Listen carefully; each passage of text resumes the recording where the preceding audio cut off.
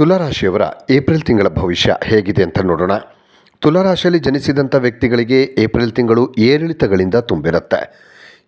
ಈ ಒಂದು ತಿಂಗಳು ನೀವು ನಿಮ್ಮ ಸಮಯ, ಆರೋಗ್ಯ ಮತ್ತು ಹಣಕಾಸಿನ ಬಗ್ಗೆ ಹೆಚ್ಚಿನ ಕಾಳಜಿಯನ್ನು ವಹಿಸಬೇಕು. ಇಲ್ಲದಿದ್ದರೆ ನೀವು ಆರ್ಥಿಕ, ದೈಹಿಕ ಮತ್ತು ಮಾನಸಿಕ ತೊಂದರೆಗಳನ್ನು ಅನುಭವಿಸಬೇಕಾಗತ್ತೆ.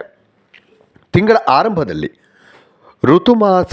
ಋತುಮಾನದ ಕಾಯಿಲೆಗಳೇನಿದೆ, ಈ ಒಂದು ಸಂದರ್ಭದಲ್ಲಿ ಬರುವಂಥದ್ದು ಜ್ವರ, ಈ ರೀತಿಯಾದಂಥ ಸಮಸ್ಯೆಗಳು ಅಥವಾ ದೀರ್ಘಕಾಲದ ಕಾಯಿಲೆಯ ಪುನರುತ್ಥಾನದಿಂದ ನಿಮ್ಮ ಆರೋಗ್ಯದ ಮೇಲೆ ಪ್ರತಿಕೂಲ ಪರಿಣಾಮ ಬೀರುವಂತಹ ಸಾಧ್ಯತೆ ಇದೆ. ಈ ಬೇಸಿಗೆಯಲ್ಲಿ ಬರುವಂತಹ ಸಾಮಾನ್ಯವಾದಂತಹ ಸಮಸ್ಯೆಗಳು, ಆರೋಗ್ಯ ಸಮಸ್ಯೆಗಳು ಕಾಣಿಸ್ಕೊಳ್ಳುವಂಥ ಸಾಧ್ಯತೆ ಕೂಡ ಇಲ್ಲಿ ಕಂಡು ಬರ್ತಾ ಇದೆ. ಹಾಗಾಗಿ ಆರೋಗ್ಯದ ಮೇಲೆ ತುಲಾರಾಶಿಯವರು ಹೆಚ್ಚಿನ ಗಮನವನ್ನು ವಹಿಸಬೇಕು. ಈ ಅವಧಿಯಲ್ಲಿ ಮನೆಯ ಸಮಸ್ಯೆಗಳು ಕೂಡ ನಿಮಗೆ ಆತಂಕದ ಮೂಲ ಆಗಬಹುದು. ಅಂದರೆ ನಿಮಗೆ ಭಯ, ಆತಂಕ ಹುಟ್ಟಿಸುವಂತಹ ಒಂದಷ್ಟು ಘಟನೆಗಳು ಮನೆಯಲ್ಲಿ ನಡೆಯುವಂಥ ಸಾಧ್ಯತೆಗಳು ಕೂಡ ತುಲಾರಾಶಿಯವರಿಗೆ ಕಂಡು ಬರ್ತಾ ಇದೆ. ತಿಂಗಳ ಮೊದಲಾರ್ಧದಲ್ಲಿ ಅಂದರೆ ಮೊದಲ ಭಾಗದಲ್ಲಿ ನೋಡೋದಾದರೆ ತುಲಾರಾಶಿಯವರು ತಮ್ಮ ಸ್ವಂತ ಕಠಿಣ ಪರಿಶ್ರಮ, ನಿಮ್ಮ ಪ್ರಯತ್ನಗಳು ಏನಿದೆ ಆ ಪ್ರಯತ್ನದ ಬಲದಿಂದ ಮಾತ್ರ ಯಾವುದೇ ಪ್ರಯತ್ನದಲ್ಲಾದರೂ ಅಥವಾ ಯಾವುದೇ ಕೆಲಸದಲ್ಲಾದರೂ ನೀವು ಯಶಸ್ಸನ್ನು ಸಾಧಿಸೋದಕ್ಕೆ ಸಾಧ್ಯವಾಗುತ್ತೆ. ಪ್ರಯತ್ನ ಇಲ್ಲ ಅಂದರೆ ಖಂಡಿತ ಸಾಧ್ಯ ಆಗೋದಿಲ್ಲ. ಅದೃಷ್ಟವನ್ನೇ ನಂಬಿಕೊಂಡು ಇರ್ತೀನಿ ಅಂದರೆ ಖಂಡಿತ ಸಾಧ್ಯ ಇಲ್ಲ. ಪರಿಶ್ರಮ ಬೇಕೇ ಬೇಕು. ಈ ಸಮಯದಲ್ಲಿ ನಿಮ್ಮ ಕೆಲಸಗಳನ್ನು ಪೂರ್ಣಗೊಳಿಸೋದಕ್ಕೆ ನೀವು ಇತರರನ್ನು ಅಥವಾ ಬೇರೆಯವರನ್ನು ಅವಲಂಬಿಸುವ ತಪ್ಪನ್ನು ಮಾಡಬಾರ್ದು.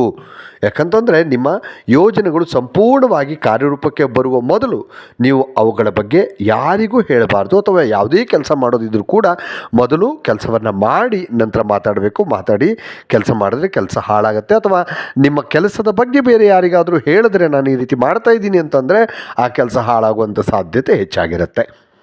ತಿಂಗಳ ಮೊದಲ ಅರ್ಧದಲ್ಲಿ ನೀವು ನಿಮ್ಮ ತೊಂದರೆಗಳನ್ನು ಯಾರೊಂದಿಗೂ ಹಂಚಿಕೊಳ್ಬೇಡಿ. ಅಂದರೆ ನಿಮಗೆ ಈ ಥರ ಏನಾದರೂ ಸಮಸ್ಯೆ ಆಗ್ತಾ ಇದೆ ಅಂತ ಯಾವ ಸಮಸ್ಯೆಗಳನ್ನು ಕೂಡ ನೀವು ಬೇರೆಯವ್ರ ಜೊತೆ ಹಂಚಿಕೊಳ್ಳದೆ ನಿಮ್ಮೊಳಗೆ ನೀವು ಇಟ್ಕೋಬೇಕಾಗತ್ತೆ. ಯಾಕಂದರೆ ಜನರು ನಿಮಗೆ ಸಹಾಯ ಮಾಡ್ತಾರೆ ಅಂತ ನೀವು ಅಂದ್ಕೊಂಡಿದ್ರೆ ಅದು ತಪ್ಪಾಗಿರುತ್ತೆ. ಸಹಾಯ ಮಾಡೋ ಬದಲು ನಿಮ್ಮ ಕಠಿಣ ಪರಿಸ್ಥಿತಿಯನ್ನು ತಮ್ಮ ಸ್ವಾರ್ಥಕ್ಕೆ ಬಳಸಿಕೊಳ್ಳುವಂಥ ಸಾಧ್ಯತೆ ಹೆಚ್ಚಾಗಿರುತ್ತೆ. ಹಾಗಾಗಿ ತುಲಾರಾಶಿಯವರು ಬಹಳ ಎಚ್ಚರಿಕೆಯಿಂದ ಇರಬೇಕಾಗತ್ತೆ. ಈ ಏಪ್ರಿಲ್ ಮಧ್ಯಭಾಗದ ವೇಳೆಗೆ ಪರಿಸ್ಥಿತಿಗಳು ಮತ್ತೊಮ್ಮೆ ನಿಮ್ಮ ಪರವಾಗಿ ತಿರುಗ್ತವೆ. ಈ ಅವಧಿಯಲ್ಲಿ ನಿಮ್ಮ ಬುದ್ಧಿಶಕ್ತಿ ಮತ್ತು ವಿವೇಕವನ್ನು ಬಳಸ್ಕೊಂಡು, ಅಂದರೆ ನಿಮ್ಮ ಜ್ಞಾನ ಬುದ್ಧಿಶಕ್ತಿಯನ್ನು ಬಳಸ್ಕೊಂಡು ನಿಮ್ಮ ವ್ಯವಹಾರವನ್ನು ಹೊಸ ಒಂದು ಎತ್ತರಕ್ಕೆ ಕೊಂಡೊಯ್ಯಲು ನೀವು ಯಶಸ್ವಿ ಆಗ್ತೀರಿ. ಒಂದು ಒಳ್ಳೆ ಟೈಮ್ ಬಂದೇ ಬರುತ್ತೆ ಅಂತ ಹೇಳೋದು ಇದಕ್ಕೇ.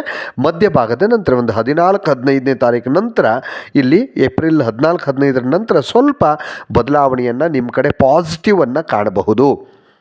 ಮತ್ತು ತುಲಾರಾಶಿಯವರು ಈ ಸಮಯದಲ್ಲಿ ಪ್ರಮುಖ ವ್ಯವಹಾರ ಒಪ್ಪಂದವನ್ನು ನೀವು ಅಂತಿಮಗೊಳಿಸ್ತೀರಿ. ಯಾವುದೋ ಒಂದು ಕಾರ್ಯರೂಪಕ್ಕೆ ತರಬೇಕು ಅಂತ ಇದ್ದರೆ ಖಂಡಿತವಾಗಲೂ ಮಾತುಕತೆ ಅಥವಾ ಒಂದು ಫೈನಲ್ ರಿಸಲ್ಟ್ ಅಥವಾ ನೀವೊಂದು ನಿರ್ಧಾರಕ್ಕೆ ಬರುವಂಥ ಸಾಧ್ಯತೆ ಇದೆ.